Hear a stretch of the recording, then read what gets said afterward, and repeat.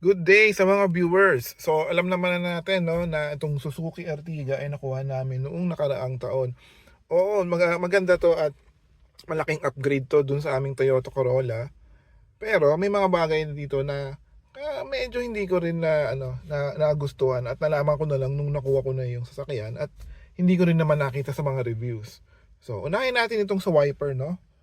Kung mapapansin ninyo, ano siya, intermittent, low, at saka high. Oh, yan lang yung speed settings mo dun sa paggalaw nung mga wiper blades natin. Okay. Yung pangalawang hindi ko nagustuhan ay itong seat belt. Kasi walang height adjustment, naka-fix siya. Yan, no. So kung medyo maliit kang tao, yan. So medyo masasakal ka ng seat belt eh. Yung sa mga doon sa Lancer namin tsaka doon sa Corolla, kahit mga 1990s na sasakyan niya, may seatbelt height adjustment yun. Oh, ito naman. Pangatlong bagay na medyo hindi ko nagustuhan, seatbelt pa din. Kung makikita nyo, yung mounting point niya, andito. Nasa likod ng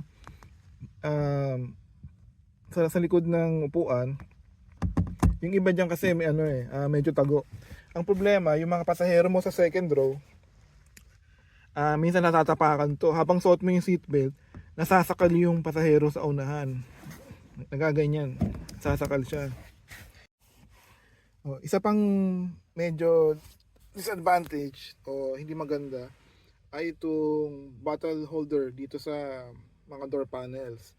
Kasi naka-tilt siya, so parang pang bottle holder lang talaga. Kapag ginamit mo yung o nilagyan mo ng plastic cups o baso, nakatagilid. So pwedeng matapon yung inumin mo. Ang mangyayari, kailangan bawasan mo pa talaga yung laman ng iniinom mo bago ka makapaglagay dyan. Oh, ito huli na to. Nababasa ko din to sa mga Facebook group na itong gear shifter minsan, lalo na kung galing sa magdamag matagalan nakapark, minsan mahirap ilagay sa reverse, medyo maganit siya. Pero pag nailipat mo naman na smooth na tulad nito, ayan medyo sumabit ng konti. Pero wala lang naman yun, ganoon lang talaga, okay pa naman. Minsan ang ginagawa ko, pinipindot ko dito sa bandang ilalim. Ayan. So mas smooth yung shifting kapag doon.